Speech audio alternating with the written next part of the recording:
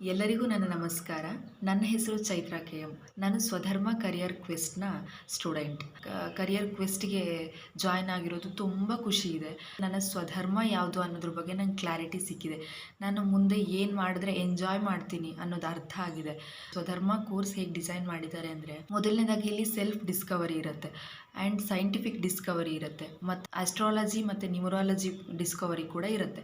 ಅಂದರೆ ನಮ್ಮ ಬಗ್ಗೆ ಎಲ್ಲ ಕಡೆಯಿಂದ ರಿಸರ್ಚ್ ಮಾಡಿ, ನಮ್ಮ ಬಗ್ಗೆ ನಾವೇ ರಿಸರ್ಚ್ ಮಾಡಿ ಎಲ್ಲದನ್ನು ಒಟ್ಟುಗೂಡಿಸಿ ಕೊನೆಯದಾಗಿ ಒಂದು ಉತ್ತರ ಬರುತ್ತೆ. ಅದೇ ನಮ್ಮ ಸ್ವಧರ್ಮ ಮತ್ತು ಸ್ವಭಾವ ಆಗಿರುತ್ತೆ.